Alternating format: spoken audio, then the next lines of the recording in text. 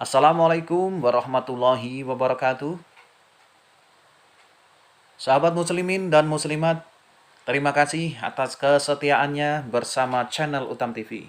Semoga kita selalu dalam lindungan Allah Subhanahu wa taala. Amin ya rabbal alamin. Sahabat muslimin dan muslimat, pada kajian pekan ini insya Allah akan disampaikan oleh Bapak Ustadz Sultan Hasanuddin. Sahabat muslimin dan muslimat, sebelum sahabat menyaksikan, kami ucapkan syukron, jazakumullah khairan. Dan jangan lupa, jika sahabat suka dengan video-video dari channel Utam TV, silakan di-share dan di-komen. Tetap selalu jaga kesehatan. Dan akhir kata, wabillahi taufik wal hidayah. Wassalamualaikum warahmatullahi wabarakatuh. Kaifa halukum? Kaifa halukum? Khair, alhamdulillah. Enggak apa-apa, kaifa haluk doang. Bahasa Arab. Innal hamdalillah nahmaduhu wa nasta'inuhu wa nastaghfiruh wa na'udzu billahi min shururi anfusina wa sayyiati a'malina. Man yahdihillahu fala mudilla lahu wa man yudlil fala hadiya lahu.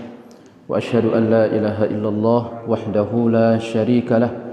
Wa asyhadu anna Muhammadan abduhu wa rasuluh la nabiyya ba'da. Bapak-bapak saya, di subuh pagi hari ini kembali Allah Subhanahu wa taala melimpahkan kepada kita karunia-karunia dan nikmat-nikmat sehingga di sini kita bisa bermuwajahah wa bermujalasah wa bermuzaqarah dalam rangka untuk bersama-sama menegakkan saling wasiat menwasiati, saling nasihat menasihati di atas kebenaran dan di atas kesabaran. Sebagaimana itu Allah Subhanahu wa taala sebutkan di dalam suratul Asr. Allah Subhanahu wa taala berfirman, wal 'asr innal insana lafi khusr. Dan demi masa sesungguhnya manusia dalam keadaan merugi. Illal ladzina amanu wa 'amilus shalihat, kecuali orang-orang yang beriman lalu dia beramal saleh. Maka bapak-bapak saya dan ibu-ibu yang ada di rumah, yang akan menyelamatkan seseorang itu hanya iman dan amal saleh. Illal ladzina amanu wa 'amilus shalihat, kecuali orang-orang yang beriman lalu dia beramal saleh. Sebagaimana yang tampak hari ini, datang hadir salat berjamaah, semoga bagian dari itu dan kita bagian dari orang-orang yang diselamatkan dari kerugian. Wa tawassaw bil haqq wa tawassaw bis sabr. Dan itulah orang-orang yang senantiasa saling nasihat menasihati di atas kebenaran. Mungkin satu perbuatan kita yang tergelincir atau salah, maka jangan kita cepat marah begitu ya kalau dinasihati. Namanya kita manusia, kadang salah, kadang khilaf. Tidak pernah ada namanya manusia itu benar keseluruhan kecuali Rasulullah sallallahu alaihi wasallam. Karena beliau, semua gerak-gerik beliau adalah wahyu. Salahnya beliau pun adalah wahyu. Karena beliau kalau tidak salah, kita nanti nggak tahu hukum-hukum syariat yang terkait dengan kesalahan. Contoh misalkan beliau lupa rakaat sholat, itu pun jadi sunnah. Karena itu harus diajarkan oleh Rasulullah. Karena kalau beliau tidak lupa, nanti kita nggak tahu cara sujud sahwinya nggak tahu nanti. Kecuali Rasulullah Sallallahu Alaihi Wasallam. Kalau kita ya pasti ada salah. Ya, bahkan yang ngomong di depan ini juga pasti banyak salah. Makanya kita sangat siap untuk dikoreksi atau sangat siap untuk dinasihati. Itulah orang-orang yang disebutkan oleh baginda Rasulullah atau oleh Allah Subhanahu wa taala sebagai orang-orang yang beruntung. Orang-orang yang senantiasa menegakkan amar ma'ruf nahi munkar. Ayat ini ibu saya yang ada di belakang.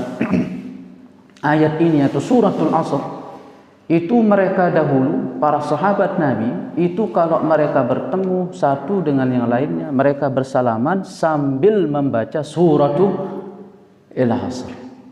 Jadi mereka salaman wal 'asr innal insana lafi khusr. Sampai selesai baru tangannya dilepas. La ilaha illallah. Masih ada yang praktekin? Masih ada? Kalau sekarang dipraktekin agak aneh sedikit ya. Apaan sih gitu kan? kelamaan. Apalagi sekarang musim wabah yang nggak bisa salam-salam lama gitu ya. Ya, itu dulu para sahabat Nabi itu kalau mereka musafah, saling bersalam tangan, itu mereka sambil baca surah Al-Asr. Karena memang suratul Asr ini luar biasa. Bab nasihat yang dikandung di dalamnya itu besar.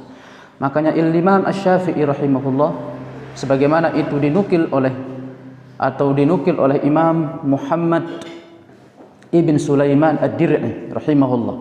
Di dalam kitab beliau Salasatul Usul dinukil ucapan Imam Asy-Syafi'i terkait dengan suratul Asr. Kata Imam Syafi'i rahimahullah, kalau sekiranya Allah tidak menurunkan surat kecuali suratul Asr, lakafathu, maka di saya itu sudah cukup bagi manusia. Karena kalau kita lihat susunan suratul Asr itu sudah mencakup seluruhnya. Wal 'asr innal insana lafi khusr illa alladzina amanu, keimanan yang merupakan inti dari dakwah para nabi, yaitu menyeru kepada ketauhidan. Wa amilus salihat, menegakkan amal saleh, salat, zakat dan yang lainnya, syariat. Kemudian wa tawassaw bil haq, yaitu dakwah. Wa tawassaw bis sabr, dan bersabar. Wah, ini empat pokok-pokok agama, kebaikan. Ya. Makanya Al-Imam juga sekaligus Muhammad Ibn Sulaiman Ad-Dir'i rahimahullah, itu beliau menulis 4 sebagai jalan seseorang itu harus berjalan di atasnya. Pertama al-ilmu, yaitu iman. Makanya iman itu enggak bisa dituntut kecuali dengan menuntut ilmu. Antum enggak bisa misalkan tapa-tapa di goa begini-gini gitu dapat iman, enggak bisa. Bapak saya yang biasa orang misalkan gitu pergi ke goa gitu ya, nyari-nyari jin misal gitu dapat iman gitu, enggak bisa. Iman itu dituntut ilmunya, dipelajari dari ayat Quran, dipelajari dari sunnah Nabi sallallahu alaihi wasallam. Saya punya cerita unik dulu di Lombok, itu ada bapak-bapak ya, kakek-kakek jualan apa gitu. Ceritanya dia pergi tuh ke Gunung Rinjani. Di Gunung Rinjani itu ceritanya ada goa. Lalu dia di situ tahannus itu dia berdiam diri di situ. Berdiam diri gitu ya, diasah-asah jiwanya gitu, tenang gitu ya. Keluar ngaku diri jadi nabi coba. Itu salah satu nabi yang pernah ngaku diri jadi nabi di Lombok. Amak siapa gitu namanya dulu. Bapak siapa dulu namanya itu. Itu jadi iman itu tidak dicari di goa-goa. Iman itu tidak dicari ya dari jalan ke jalan, tetapi iman itu dituntut ilmunya. Illal ladzina amanu. Makanya imam mengatakan yang pertama kali yang paling penting bagi umat manusia itu al-ilmu. Tayyib, al-ilmu. Kemudian illal ladzina amanu wa 'amilus shalihat. Itu kemudian wal 'amalu bih. Setelah ilmu kemudian beramal. Ya, kemudian yang ketiga wal 'amalu bih wad da'watu ilaih wa tawassaw bil haqq. Kemudian yang keempat wa tawassaw bis sabru 'alal adzafi. Ya, karena memang ketika kita berdakwah Bapak saya pasti ada sandungan-sandungan. Ada orang yang suka, ada orang yang tidak suka. Ada mungkin tipe-tipe orang kalau nasihati itu padahal bukan dia yang kita maksud, kadang-kadang dia sendiri yang lebih dulu baper. Ada orang seperti itu. Makanya dakwah itu harus bersabar. Ngingetin orang, ayo sholat berjamaah ke musholla, ayo kita ngaji bareng-bareng. Ya, kadang ada orang yang ngaji-ngaji terus. Misal gitu ya. Sholat berjamaah juga enggak jadi kaya-kaya kok. Misal gitu. Ada orang seperti itu. Jadi harus kita saling wasiati di atas kesabaran. Ketua DKM, wakil DKM, jamaah saling wasiat di atas kesabaran. Kita masuk ke ayat yang keempat dari ayat-ayat akidah atau ayat-ayat iman.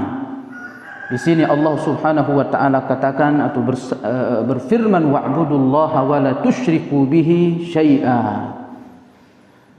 Ya, wa la tusyriku fi muqabil la ilaha li'annaha nafi. Allah Subhanahu wa taala sebutkan, dan sembahlah oleh kalian Allah dan janganlah kalian mensekutukan dengannya syai'a, sesuatu apapun itu. Mau uang, mau benda, mau barang, mau keris, mau apa, tidak boleh kita sekutukan Allah dengan benda-benda tersebut. Memohon pertolongan kepadanya. Ya, tidak boleh. Ya, misalkan ada pohon yang kita yakini misalkan memiliki kekuatan yang kita sebut dengan dinamisme, animisme begitu. Itu tidak boleh. Wala tusyriku bihi syai'a, dan jangan kalian mensekutukan Allah dengan sesuatu apapun. Kalimat tusyriku wala tusyriku itu disebutkan di sini fi muqabili la ilaha. Itu dia pada maqam atau sejajar dengan kalimat syahadat. Apa itu? La ilaha. Ay la tusyriku. Jangan kalian mensekutukan arti la ilaha, tidak ada sesembahan. Kemudian ketika Allah mengatakan wa'budu fi muqabil illallah, dan sembahlah Allah, itu menepati posisi apa? La ilaha illallah. Makanya disebut oleh para ulama rukun syahadat itu ada dua. Itu nafyun wal isbat, yaitu menafikan lalu menetapkan. Menafikan tidak ada Tuhan yang berhak disembah di muka bumi ini. Mau patung, mau keris, mau pohon, mau jin, mau syaitan, mau manusia, semuanya tidak ada Tuhan yang berhak disembah.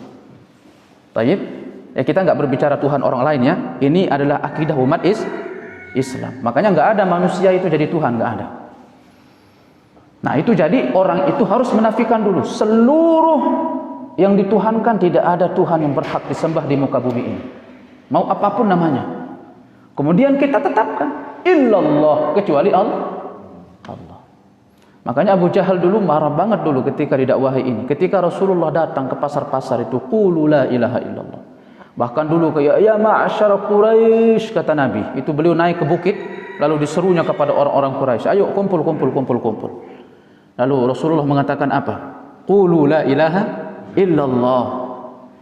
Ucapkan la ilaha illallah, niscaya kalian selamat. Abu Jahal faham kalimat itu. Artinya bahwa kalau saya ucapin kalimat ini, patung yang saya gantung di sisi Ka'bah itu batal jadi Tuhan.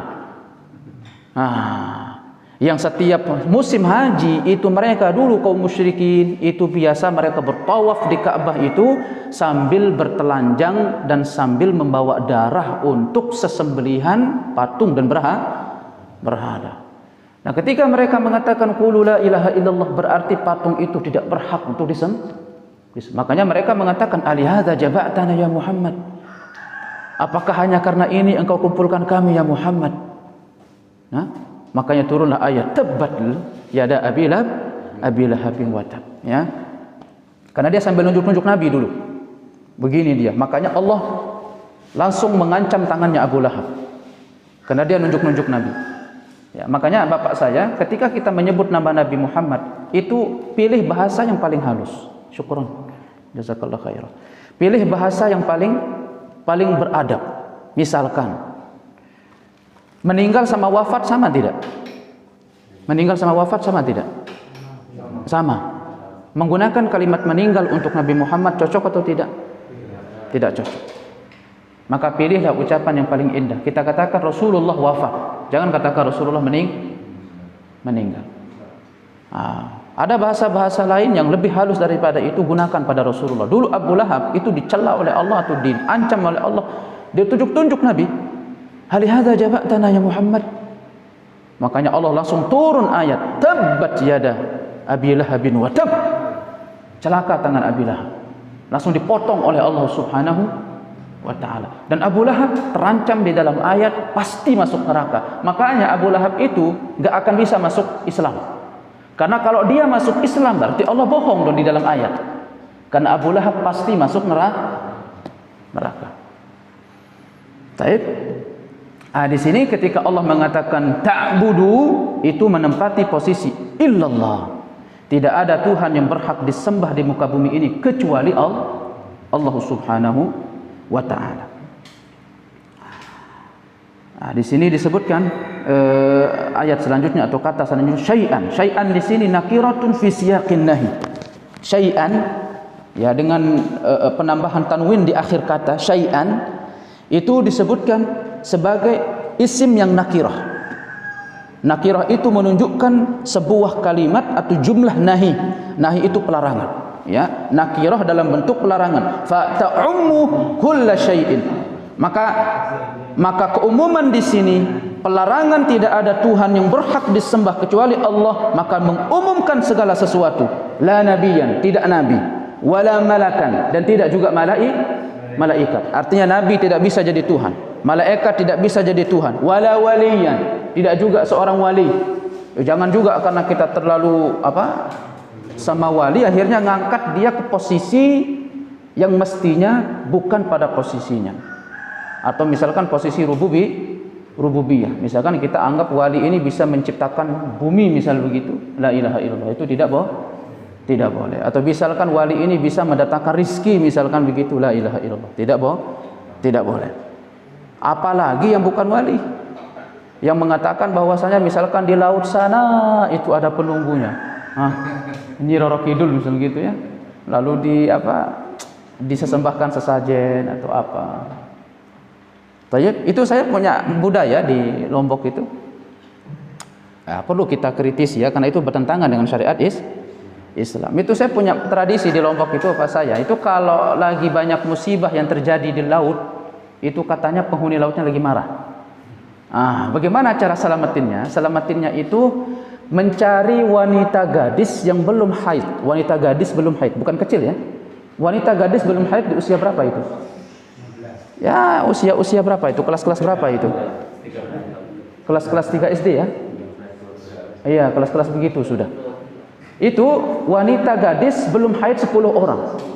Dan laki-laki perjaka 10 orang. Itu berada di dalam 2 sampan. Berada di dalam sampan. Nanti 2 sampan ini mengkelilingi sebanyak 10 kali. Katanya bahwa di tengah lautan itu ada batu yang menganga, pusaran di tengah lautan itu, dan itu harus disembelihkan kerbau 1 kepala. Kemudian kerbau itu dikasih anting-anting, dan dikasih anting-anting di hidungnya emas. Dan itu dibawa itu 10 kali keliling, dan nanti kepala kerbau itu ditumpahkan di tengah lautan. Kalau kepala kerbau itu menyelam tidak kembali, berarti diterima sesajennya. Tapi kalau dia kembali lagi, harus diganti itu. 10 wanita diganti, 10 laki-laki diganti, kepala kerbaunya diganti pakai emas yang baru lagi. Nah ini, jadi wa'budullaha wa la tusyriku bihi syai'an. Dan sembahlah oleh kalian Allah, dan jangan mensekutukan ia dengan sesuatu apapun. Tidak dengan nabi, tidak dengan malaikat, tidak dengan wali, bal wala amran min umurid dunia. Dan bahkan tidak boleh secuil pun dari perkara dunia. Fala taj'alid dunya syarikan ma'allah. Jangan orang itu menjadikan dunia sebagai sekutunya terhadap Allah. Kita mungkin saking berambisi ngejar jabatan, berambisi ngejar dunia, sampai akhirnya menghalalkan segala cara. Yang mana konteks itu sampai kita seperti menuhankan uang itu, sampai kita lupa terhadap Allah Subhanahu wa ta'ala. Ya, kalau bahasa kita ini syirik modern ya. Orang-orang yang terlalu orang-orang yang terlalu cinta kepada dunia, akhirnya mensekutukan Allah dengan dunia.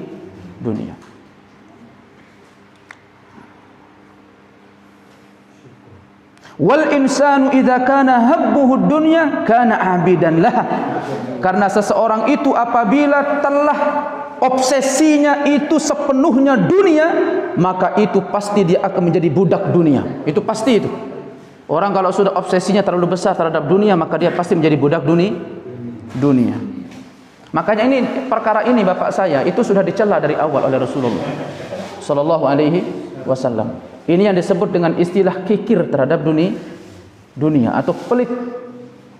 Ngejar dunia, enggak pernah merasa cukup. Rasulullah sallallahu alaihi wasallam bersabda, "Iyyakum wadh-dhulm, fa inna adh-dhulma dhulumatun yaumal qiyamah." Jauhilah oleh kalian berbuat aniaya. Berbuat aniaya itu suka mengadu domba, menfitnah, suka bikin berita-berita palsu, suka bikin berita-berita dusta, saling adu domba, satu muslim dengan satu muslim, akhirnya ketengkar. Berbuat aniaya, menuduh dengan tidak, berbuat aniaya. Kata Nabi Muhammad sallallahu alaihi wasallam, jauhilah oleh kalian berbuat aniaya, li'anna adh-dhulma dhulumatun yaumal qiyamah. Karena berbuat aniaya itu adalah kegelapan nanti di hari kiamat. Nah, ini suka punya tetangga ini, jangan suka berbuat aniaya. Dikit-dikit, orang beli mobil, orang beli motor, berbuat aniaya. Tayyib. Nah, itu kegelapan di hari kiamat. Kemudian Rasulullah sallallahu alaihi wasallam mengatakan, wattaqus syuhha fa inna syuhha ahlaka man kana qablakum. Dan takutlah kalian dari berbuat kikir terhadap dunia, bakhil. Dikit-dikit dunia. Saya bukan artinya enggak cinta dunia, tapi maksudnya itu Dikit-dikit dunia. Karena sesungguhnya bakhil terhadap dunia itu sudah menghancurkan umat-umat sebelum kalian, sabda Nabi. Bagaimana itu? Hamalu ala an safaku dima'ahum wastahallu maharimahum. Karena mereka saking kikirnya terhadap dunia sudah mengantarkan mereka saling menumpahkan darah antara satu dengan yang lainnya, saling sikut tangan kiri dan kanan. Ya, saling bunuh antara satu dengan yang lainnya hanya masalah 500 perak. La ilaha illallah. Kemarin terdengar itu, enggak jauh-jauh kemarin. Seorang satpam, preman. Satpam di Alfamart atau di Indomaret itu kalau tidak salah. Karena orang tidak mau bayar parkir karena kebetulan mungkin uangnya habis belanja di Alfamart, apalagi di masa pandemi. Dipaksa orang harus bayar uang parkir misalkan 2.000, 5.000. Tidak dibayar, akhirnya apa? Dia keluarkan sajamnya lalu dibunuh. Yang satunya muslim, yang satunya muslim. La ilaha illallah. Hanya masalah uang 500 perak. Makanya benar kata Nabi Muhammad SAW. Makanya umumnya bapak saya, manusia itu pecah karena masalah dunia. Makanya hati-hati, wattaqus syuhha fa inna syuhha ahlaka man kana qablakum hamalu ala an safaku dima'ahum wastahallu maharimahum. Dan mereka itu orang-orang yang terputus urat malunya, menghalalkan apa yang telah diharamkan oleh Allah. Nah, itu orang kalau sudah terlalu kikir sama dunia, tidak mau tahu lagi caranya itu. Yang penting mereka kenyang, yang penting mereka dapat. Mau tahu halal atau haram enggak penting itu. Mau nipu, mau korupsi. Maka coba lihat itu orang-orang yang punya apa namanya kekuasaan. Korupsi sampai 3 triliun, 4 triliun, 15 triliun. La ilaha. Setiap hari itu kita dengarkan beritanya. Orang-orang yang bakhil. Makanya bapak saya, kalau mau diangkat ini musibah corona ini dari Indonesia, semua kita harus taubat. Pemimpinnya harus taubat, penguasanya harus taubat, rakyatnya harus taubat. Ya jangan juga ustaz nyuruh taubatnya, rakyat doang disuruh taubat, pemimpinnya nggak pernah disuruh taubat. La ilaha illallah. Ini musibah. Ini musibah. Wastahallu maharimahum, dan mereka itu menghalalkan segala cara untuk mereka mendapatkan dunia. Ini orang-orang yang menuhankan dunia. Al-bukhlu, bakhil. Dan bakhil ini bapak saya merupakan sifat khas karakter orang-orang munafik. Sifat khas karakter orang-orang munafik. Allah Subhanahu wa taala sebutkan di dalam surah apa? Suratul apa? Suratul Maun. Ara'aita alladhi yukadzibu bid-din fadzalika alladhi yad'ul yatim wa la yahud 'ala ta'amil miskin. Tahukah engkau wahai Muhammad siapa pendusta agama itu sesungguhnya? Orang-orang munafik maksudnya. Siapa mereka? Fadzalika alladhi yad'ul yatim. Itulah orang-orang yang menghardik anak yatim. Tidak sayang sama anak yatim, tidak kasihan sama anak yatim. Makanya Nabi Muhammad SAW mengatakan, ana wa kafirul yatimi kahataini fil jannah. Nanti aku bersama orang yang menanggung beban anak yatim seperti ini nanti aku di surga. Saking dekatnya. Karena Nabi Muhammad SAW adalah seorang nabi dan rasul yang sekaligus yang merasakan orang yang pernah menjadi anak yatim. Makanya Allah sebutkan dalam suratul Duha, alam yajidka yatiman fa'awa. Bukankah aku mendapatimu sebagai anak yatim wahai Muhammad, maka aku berikan kamu penjagaan wahai Muhammad. Makanya bapak saya di dalam ayat ini, alam yajidka yatiman fa'awa, ini menunjukkan bahwa anak yatim itu lebih tinggi satu derajat kedudukannya daripada orang yang sempurna ibu dan bapaknya. Kalau kita lihat kepada Rasulullah sallallahu alaihi wasallam, lebih tinggi derajatnya daripada orang yang sempurna ibu dan bapaknya. Karena kenapa bapak saya? Makanya ketika orang berbicara tentang keyatiman Rasulullah, apa kata para ulama? Kenapa Rasulullah SAW diwafatkan bapaknya terlebih dahulu? Kenapa? Padahal bapak itu penting loh, untuk membawa dakwah itu penting loh. Kenapa Allah mewafatkan bapak Rasulullah? Abdullah. Kenapa? Apa kata para ulama? Allah ingin mengambil alih langsung pendidikan Rasulullah, maka Allah wafatkan bapaknya. Makanya anak yatim yang diwafatkan bapaknya, Allah ingin ambil alih langsung pendidikan anak yatim tersebut. Percaya atau tidak? Makanya potret peradaban dunia bapak saya, umumnya orang-orang yang sukses itu lahir dari siapa? Rata-rata anak-anak yatim. 4 imam mazhab umumnya mereka adalah anak-anak yatim. Imam-imam besar, Ibnu Taimiyah, Imam Ibnul Qayyim rahimahullah, itu anak-anak yatim itu yang sudah menoreh sejarah. Imam Syafi'i anak yatim, dari awal sudah tinggalkan, meninggal sama bapaknya. La ilaha illallah. Makanya anak yatim itu adalah orang yang diambil alih langsung pendidikannya oleh Allah. Makanya bapak saya, senakal-nakalnya anak yatim itu jangan di ini ya, jangan di apa? Jangan diambil. Itu anak yatim itu nakal, itu anak malaikat. Benar kata orang tua tuh biasanya dulu ya. Iya. Makanya kalau bapak ingin doa yang cepat terkabulkan, datengin anak yatim. Makanya sahabat Abdullah ibnu Umar itu kalau bulan suci Ramadan itu beliau selalu berbuka puasa 1 bulan penuh bersama anak yatim. Sampai-sampai istrinya itu dulu cemburu gitu. Nih bang, ini kapan kita buka bareng ini? Ini tiap hari nih bang, ini bukanya sama anak yatim aja. Anak-anak kapan diperhatikan? Akhirnya Abdullah bin Umar marah. Ya karena itu kebiasaan beliau. Beliau itu 1 bulan itu selalu berbuka bersama anak yatim. Nah, di mana kita sekarang dengan anak yatim? Di Indonesia alhamdulillah ada budaya bagus ya, santunan anak yatim. Tetapi kalau lebih bagusnya lagi jangan 1 kali setahun ya. Nggih, mushola mujahidin. Ada santunan anak yatim? Ada ya? Iya. Kalau lebih bagus ya jangan 1 kali setahun. Kalau bisa memang harus ada agenda untuk memperhatikan anak-anak yatim. Dan diperbaiki caranya, selebihnya itu diperbaiki caranya. Jangan sampai memberikan sedekah dengan cara menyakiti. Apa yang saya maksud dengan menyakiti? Saya ini anak yatim bapak saya. Dulu yang namanya anak yatim dikasih uang itu suka banget.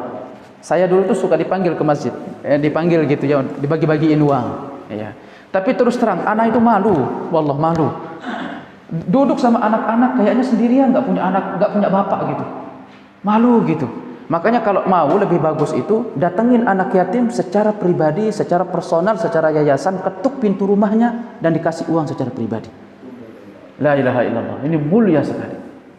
Saya tidak mengatakan lalu tidak boleh misalkan mengadakan di masjid begitu, tetapi untuk menghormati atau untuk menimbang-nimbang perasaannya sebagai anak yatim.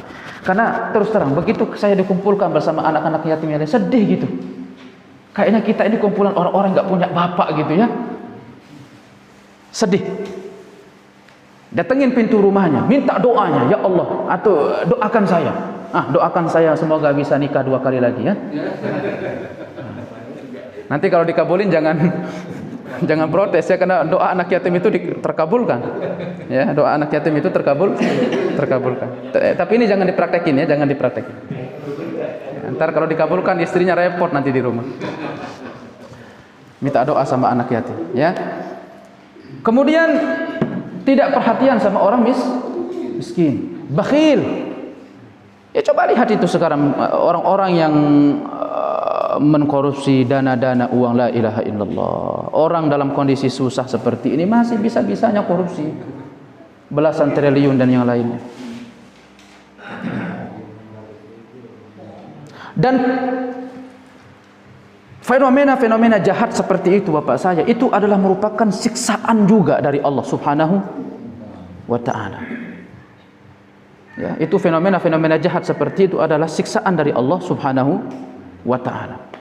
Itu Allah Subhanahu wa ta'ala sebutkan atau Rasulullah sallallahu alaihi wasallam sebutkan di dalam hadis, "Walam yanqusul mikyala wal mizan illa muni'u ay illa ukhidhu bis sinina wa shiddatil maunah wa jawris sultan." Dan tidaklah orang-orang mengurangi takaran-takaran dan timbangan-timbangan. Nah, ini orang-orang yang kerja-kerja di pasar, ngurangi takaran daging, ngurangi takaran kedelai, ngurangi takaran beras. Daging yang katanya 5 kilo padahalnya 4,5. Enggak apa-apa Ustaz, digenepin aja jadi 5 kilo. Oh, enggak bisa, enggak boleh, kurang itu. Saya sampai pernah datang pertanyaan, Ustaz, ini saya jual daging Ustaz, saya beli tukang daging katanya 5 kilo, setelah saya timbang-timbang jadi 4,5. Apalagi saya jadi tukang jual bakso, saya potong udah kurang. Saya juga rugi Ustaz. Kasihan kan? Apa kata Nabi Muhammad SAW? Tidaklah orang-orang sudah mengurangi timbangan-timbangannya di pasar-pasar mereka, di tempat-tempat dagangan mereka, illa ukhidhu bis-sinina wa shiddatil maunah, kecuali Allah akan siksa mereka dengan apa? Dengan pacaklik yang berkepanjangan, gagal panen, gagal padi, gagal pacaklik berkepanjangan. Kemudian Allah mengatakan wa jawris sultan, dan Allah akan siksa mereka dengan pemimpin yang jahat, pemimpin yang zalim, karena akibat ulah dari tangan kita. Makanya pemimpin yang zalim itu merupakan akibat ulah tangan kita. Makanya semua harus berbenah, masyarakat harus berbenah, pemimpinnya juga harus berbenah, semua harus tahu taubat kepada Allah Subhanahu wa taala. Ini orang-orang yang bakhil terhadap dunia. Nah, maka sifat khas karakter orang mukmin itu adalah apa? Loyalitas terhadap agama. Jadi orang mukmin yang paling bagus itu bapak saya, selain dia bagus dalam ibadah, nilai sosialnya juga bagus. Itulah yang Allah sebutkan dalam suratul Kautsar, inna a'tainaka il kautsar. Sesungguhnya kami memberimu wahai Muhammad karunia yang banyak, maka jangan engkau bakhil. Makanya kata para ulama, makom Islam yang paling tinggi itu ini. Berapa makom Islam di dalam agama kita? Ada berapa? Makom Islam itu ada berapa? Tingkatan Islam ada berapa? Ada 3. Islam, kemudian iman, kemudian ihsan. Ihsan itu makom yang paling tinggi. Ihsan makom yang paling tinggi. Kalau bahasa lain ada Islam, ada hakikat, ada ma'rifat. Ada ma'rifat yang paling tinggi itu apa? Ketika jiwa seorang muslim itu tidak lagi diukur oleh al-kam wal kaif. Al-kam wal kaif itu apa? Nominal dan bagaimana timbal balik keuntungan.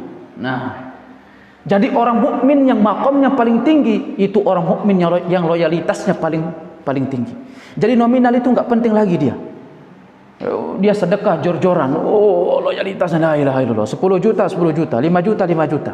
Itu muslim yang paling bagus makomnya. Muslim yang paling bagus makomnya. Inna a'tainaka il kautsar.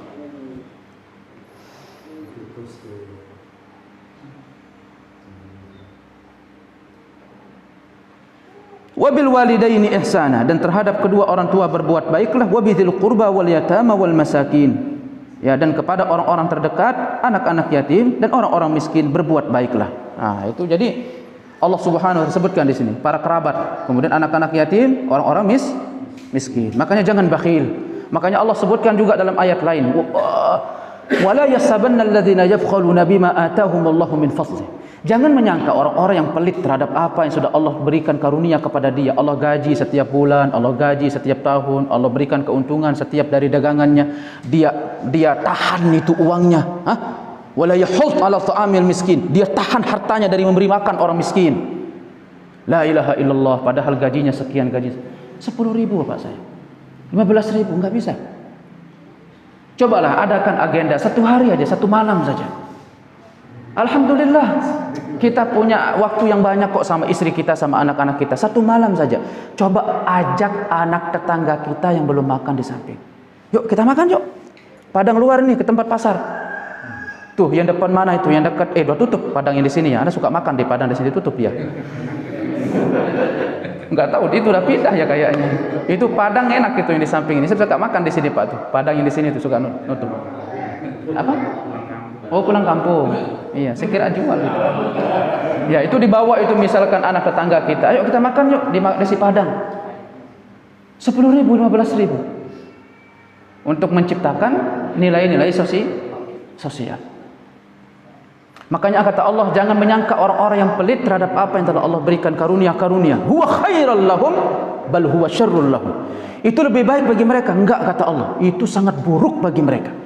Bagaimana buruknya? Sayutawwaquna ma bakhilu bih yaumal qiyamah. Nanti harta yang mereka bakhilkan itu Allah akan ikatkan di leher-leher mereka pada hari kiamat. Lalu Allah akan umumkan, nih hamba yang dulu pelit di dunia ini, bakhil terhadap harta. Makanya kata Imam Ali radhiyallahu taala anhu, apa kata beliau? Al-bakhilu 'aishal fuqara. Orang bakhil itu dia hidup seperti hidupnya orang fakir, orang miskin. Kurus krempeng, enggak berani makanin uang. Disimpan aja uangnya.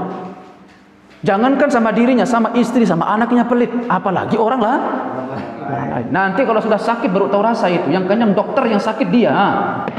Karena saking pelitnya sama harta.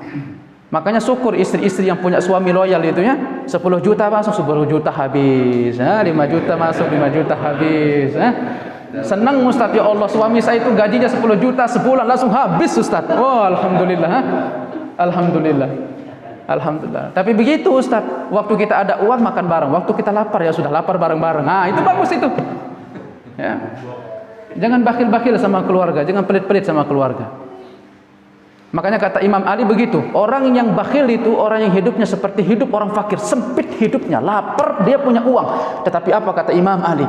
Wa yuhasab hisabal agniya, tapi nanti dia akan dihisab seperti hisabnya orang kaya. Enggak pernah pakai uang, pelit pakai uang, jarang pakai uang, tapi dia dihisab seperti orang kaya. La ilaha illallah. Wal yatama jam'u yatim wa huwa alladhi mata abuhu wa lam yablugh. Dan yang dinamakan dengan yatim itu adalah orang-orang yang meninggal bapaknya dan belum mencapai usia balik. Itu namanya anak yatim ya. Wal masakin humul ladzina adamul mala fa askanuhumul faqr. Dan adapun orang-orang miskin adalah orang-orang yang tidak memiliki harta. Ya. Wa ibnis sabil hum huwal musafirul ladzina qata'at bihin nafaqah. Ya, adapun ibnus sabil adalah orang-orang musafir yang terputus perbekalannya di tengah perjalanan. Itu orang-orang musafir. Terhadap orang-orang ini kita berbuat baik. Kepada anak yatim, fakir miskin, kemudian ibnus sabil. Kemudian ayat yang selanjutnya dari ayat-ayat akidah atau ayat-ayat keimanan. Wa qauluhu ta'ala qul ta'alu atlu ma harrama rabbukum 'alaikum alla tusyriku bihi syai'a. Qul, katakan wahai Muhammad, ta'alu, kesini kalian. Ta'al itu pecahan kalimat dari kata ala, yaitu tinggi.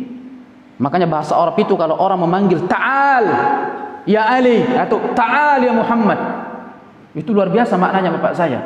Kalau saya bahasakan Indonesia itu artinya apa? Wahai engkau orang yang mulia, wahai engkau orang yang tinggi, wahai engkau orang yang diagungkan, kesini. Itu kalau bahasa ta'al. Makanya ayat Al-Quran mengatakan qul ta'alu, wahai kalian manusia-manusia yang sudah memiliki pangkat tinggi, yang sudah memiliki kemuliaan. Ya, manusia itu mulia. Makanya Al-Quran tidak pernah merendahkan siapapun. Di sini Allah Subhanahu wa taala umum dengan ayat ta'alu. Orang Yahudi, orang Nasrani, orang kafir, orang musyrik, orang muslim, ta'alu. Kalian itu sudah mulia, ke sini. Begitu. Paham Bapak saya? Makanya Al-Qur'an itu tidak ada celah untuk kita katakan Al-Qur'an itu cacat. Bahasa-bahasa Al-Qur'an itu luar biasa kandungannya. Qul ta'alu atlu ma harrama rabbukum alaikum. Ta'al, wahai orang-orang yang mulia, aku akan bacakan kepada kalian perkara-perkara yang diharamkan oleh Tuhan kalian. Pertama, alla tusyriku bihi syai'ah, ayat akidah. Pertama, jangan kalian mensekutukan Allah.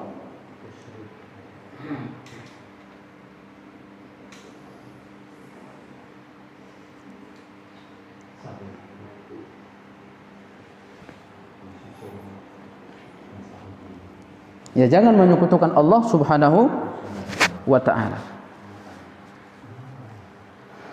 Kemudian wabil walidaini ihsana. Kemudian kedua wasiat Allah.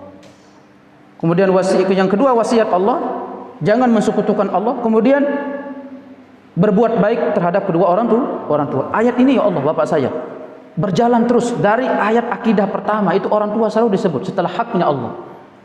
Maka jangan sampai kita sia-siakan hak kedua orang tua. Makanya rentetan kita berbuat baik itu begini. Pertama, tanggungan kita, istri dan anak. Kemudian kedua, orang tua. Kemudian ketiga, kerabat, orang-orang terdekat. Yang keempat, orang lebih jauh daripada itu, dari kerabat atau dari keluarga-keluarga kita. Setelah itu, baru orang-orang yang lebih jauh dari itu, tetangga kita. Ya, orang-orang tetangga kita. Kemudian setelah tetangga, ya baru kita di situ masuk anak yatim, orang-orang miskin. Itu rentetan kita berbuat baik. Seorang suami tentu tetap menjadi kewajiban utama memperhatikan kondisi keluarganya, istri dan anak-anaknya. Ya. Wala taqtulu auladakum. Yang ketiga wasiat Allah, apa yang telah diharamkan untuk kalian, yaitu jangan kalian membunuh anak-anak kalian. Wala taqtulu auladakum khasyata imlaq. Jangan kalian bunuh anak-anak kalian karena kalian takut miskin. Banyak hari ini dibunuh anaknya bapak saya karena dia takut miskin. Ya, yang suka apa istilahnya aborsi ya. Diaborsi, dia hamil aborsi karena takut miskin. Ya. Ada yang sudah anaknya lahir, dibuang anaknya, dibunuh anaknya takut miskin. Makanya Allah mengatakan nahnu narzuqukum wa iyyahum. Jangan kamu bunuh anak-anak kalian karena kalian takut kekurangan rizki. Kami yang akan mendangkung rizki kalian dan rizki mereka. Makanya anak itu datang, dia membawa rizkinya masing-masing. Tapi ingat, jangan salah paham. Anak itu bawa rizki masing-masing. Bukan maksudnya banyak anak jadi kaya, bukan. Beda loh. Makanya orang mengatakan begini, Ustadz, kalau satu istri berarti rizkinya ada. Iya. Kalau 2 istri berarti banyak, Ustadz. Oh enggak begitu. Enggak begitu. Orang itu bawa rizkinya masing-masing, tetapi belum tentu menjadi kaya. Satu anak dia bawa rizki, tapi bukan maksudnya jadi kaya. Hati-hati loh. Jangan nanti, ya Allah anak saya 5, kok saya miskin-miskin terus, ya Allah. Ya salah kamu, bukan begitu maksudnya. Orang itu pasti akan membawa rezekinya masing-masing. Anak itu kalaupun engkau lepas di tengah laut, di tengah kebun, tidak ada orang mengurusnya, pasti dia akan hidup sampai detik kapan Allah wafatkan dia. Itu maksudnya. Karena manusia itu dia sudah membawa rezekinya masing-masing dan masa usianya masing-masing. Makanya jangan bunuh dia. Ya gitu maksudnya. Kami yang akan menanggung rezeki kalian dan kami yang akan menanggung rezeki mereka. Bahkan di dalam ayat yang lain juga Allah berfirman mendahulukan, kami yang akan menanggung rezeki mereka dan kami akan menanggung rezeki kalian. Nah, jangan takut ya. Kemudian wala taqrabul fawahish, wasiat yang keempat, atau hal-hal yang diharamkan oleh Allah yang keempat, yaitu jangan dekat-dekat kepada al-fawahish. Ma makna fawahish? Zina. Itu yang sudah merebak di mana-mana sekarang bapak saya. Perzinahan, perselingkuhan, pelacuran. Bapak itu kalau la ilaha illallah udah jalan Narogong tuh banyak itu. Yang dari remang-remang sampai yang terang-terang, la ilaha illallah. Kemana RT-nya? Kemana RW-nya? Kemana pimpinnya? Mana RT-nya? Iya, belum dilacak. Hati-hati loh bapak saya. Kepemimpinan itu akan dituntut oleh Allah. Dan musibahnya, orang-orang yang hidup di sekitar itu, RT-nya, RW-nya, orang-orang mengambil pungli dari hasil-hasil pelacuran seperti itu. La ilaha illallah. Makanya hadis Nabi Muhammad SAW, apa kata beliau? Lam tazharil fahisyah. Tidak merebak atau tidak mewabah pelacuran, perzinahan, perselingkuhan, zina, illa fasya fihi musta'un wal auja, kecuali Allah akan siksa dengan dia 2 musibah, yaitu Allah akan sebar di tengah-tengah mereka wabah penyakit. Ada di Indonesia wabah penyakit, kecuali Allah akan mewabahkan penyakit di tengah-tengah mereka, yang dahulu belum pernah terjadi di masa para sahabat Nabi Muhammad sallallahu alaihi wasallam. Saya tutup dengan hadis ini penting dengan hadis ini. Kata beliau, khamsun, ada 5 musibah kata Nabi Muhammad. 5 musibah yang karena 3 maksiat, 5 musibah beruntun akan turun. Pertama kata Nabi Muhammad SAW, khamsun idza tulitum bihinna wa a'udzu billahi an tudrikuhun, kata Nabi Muhammad. Ada 5 musibah yang aku berlindung kepada Allah agar kalian tidak ditimpa oleh 5 musibah itu. Siapa mereka? Para sahabat Nabi. Makanya 5 musibah ini bapak saya belum terjadi di masa Rasulullah. Maha benar sabda Nabi Muhammad.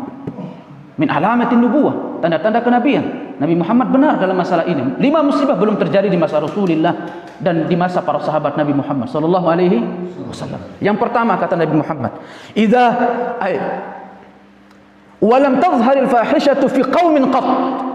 Tidaklah tersebar perzinahan, pelacuran, pokoknya yang senada dengan itu di suatu kaum illa fasya fihi musta'un wal auja, kecuali Allah akan siksa mereka dengan apa? Dengan wabah-wabah penyakit dan dengan krisis, sulitnya meraih sumber-sumber makanan, kelaparan di mana-mana. Itu sebab apa? Perzinahan. La ilaha illallah. Perzinahan sekarang itu mudah bapak sih kita dapat. 300.000, 500.000. Kok Ustaz tahu ya? Ya saya tahu aja begitu. La ilaha illallah. Yang online, yang offline. Bapak mau gimana sekarang itu? Yang online, yang offline. Kayak makanan. Berarti lebih baik kawin aja. Iya. Iya kan? La ilaha illallah. 300.000, 400.000. Begitu mudah sekarang. Di pinggir-pinggir jalan. Bang. 300.000. Makanya semoga Allah menjaga keutuhan rumah tangga kaum muslimin. Perselingkuhan, perzinahan itu merupakan sumber-sumber perpecahnya atau perpecahan rumah tangga kaum muslim. Perselingkuhan. Kemudian kata Nabi Muhammad sallallahu alaihi wasallam, "Wala yanqusul miqyal wal mizana illa ukhidhu bis-sinin wa shiddatil ma'unah wa jawri sultan." Hadis yang kita baca tadi, dan tidaklah orang-orang pasar mengurangi timbangan-timbangan dan takaran-takaran kecuali Allah akan siksa mereka dengan pacaklik berkepanjangan, dan Allah akan siksa mereka dengan mengirim pemimpin yang zalim, dengan Allah pilih di tengah-tengah mereka pemimpin yang jahat yang akan memimpin mereka. Saya enggak mengatakan pemimpin ini jahat ya. Ini kata hadis Nabi Muhammad sallallahu alaihi wasallam. Makanya bapak saya, bagaimana cara kita berbenah diri dalam hal ini? Moga-moga dari minoritas ini lahir pemimpin soleh. Ya itulah RT kita sekarang hari ini. Ikut hadir sholat berjamaah. Karena kenapa? Karena lahir dari orang-orang soleh. Maka tidak terbayang kalau sekiranya di Indonesia ini 80% aja orang-orang soleh, maka insya Allah akan lahir pemimpin yang soleh pasti itu. Masalahnya sekarang di Indonesia ini belum siap jadi orang baik, itu orang Indonesia. Sekarang kalau kita kalkulasi orang baik sama orang buruk, lebih banyak mana? Orang buruk, makanya mereka menang terus. Yang ahli korupsi, yang suka makan uang, yang suka selingkuh, yang suka punya simpenan, ya itu jenis-jenis mereka itu. La ilaha illallah. Maka ada ustadz nyuruh rakyatnya saja yang taubat. Dia nggak pernah datengin pemimpinnya untuk taubat kepada Allah. Kalau mau baik negara ini semua harus taubat. Pemimpinnya terutama taubat, rakyat harus taubat. Biar impas. Jangan rakyat doang taubat, pemimpinnya nggak taubat. Dia tilep uang masyarakat 3 triliun, 4 triliun, 15 triliun. Itu bukan maksiat, dosa. Jadi fokus kita kan. Yang terakhir kata Nabi Muhammad SAW. Walam yamna'u zakata amwalihim, dan tidaklah orang-orang menahan zakat-zakat harta mereka. Enggak mau mengeluarkan zakat. Orang-orang kaya ini bapak saya sudah capek haul, sudah sampai nisab, ukurannya sudah sampai, tahunannya sudah sampai, malas mengeluarkan zakatnya kalaupun 2,5% dari kekayaannya. Nah, orang-orang seperti ini kata Rasulullah, wala yamna'u zakata amwalihim illa mana Allahul qatra minas sama, kecuali Allah akan tahan hujan dari langit. Ini apa ini? Kemarau berkepanjangan. Allah akan tahan hujan dari langit sebab orang-orang tidak mau membayar zakat. 3 maksiat. Pertama, perzinahan. Kemudian kedua, apa tadi? Mengurangi timbangan. Kemudian ketiga, menahan zakat. Artinya menahan zakat tidak mau memberi orang lain. Wallahu a'lam bishawab. Semoga nanti kita bisa bertemu di pelajaran berikutnya. Ada pertanyaan? Silakan Bapak. Assalamualaikum. Ada anak yatim, kadang sebelum ibunya bapaknya udah menikah setahun, ibunya udah menikah, ini baru gimana itu? Yatim itu. Gimana? Pertanyaannya ada anak yatim. Ada yatim. Sebelum setahun bahkan ibunya udah menikah, tetap itu anak yatim itu. Tetap anak yatim. Karena kan intinya tanggung jawabnya udah dialih yang baru itu, bapak yang baru. Oh iya, tetap dia ada anak yatim. Ya. Yatim itu adalah orang yang meninggal bapak aslinya. Itu anak yatim. Dan sampai kapan dia jadi anak yatim? Sampai balik. Antum jangan ngaku-ngaku jadi anak yatim ya. Ustaz udah meninggal apa saya Ustaz? Oh udah dewasa kayak gitu, nggak bisa. Iya. Sampai balik. Tetap jadi anak yatim. Dan orang yang menanggung janda dan anak yatim, pahalanya berlipat-lipat ganda. Wallahu a'lam bishawab. Subhanakallahumma wa bihamdika asyhadu an la ilaha illa anta astaghfiruka wa atubu ilaik.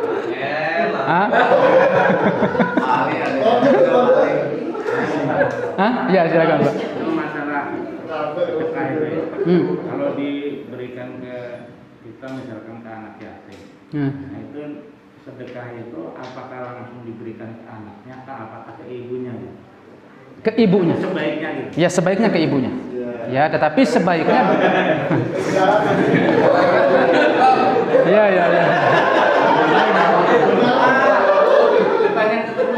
Ya. Syukran, jazakallah khairan.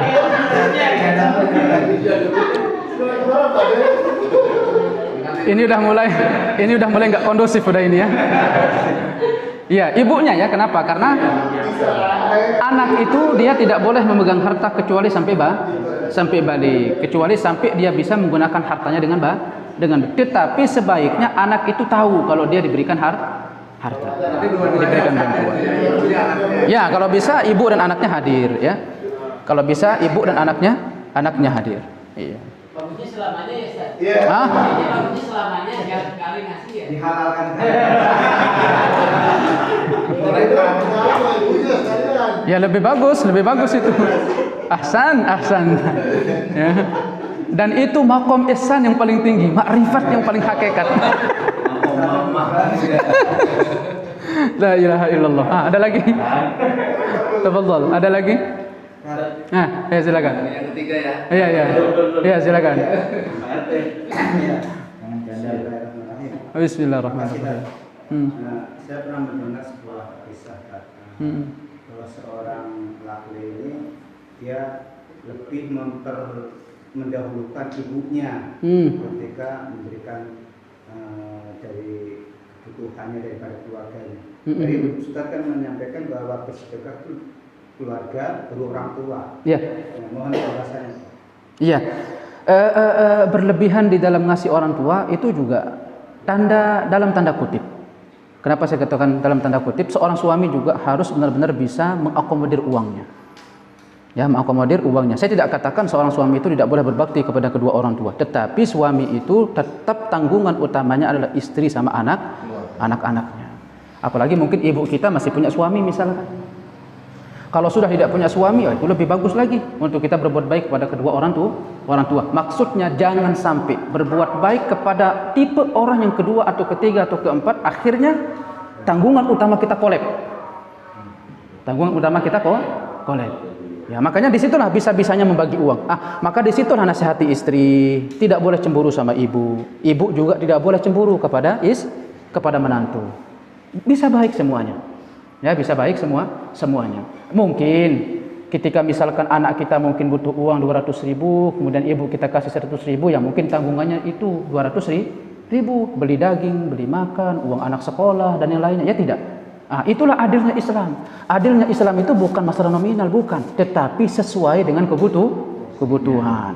Kan kalau ibu kita ya paling kalau kita misalkan misalkan beli beras, masak, lauk pauk, makan, alhamdulillah kenyang, ya tidak.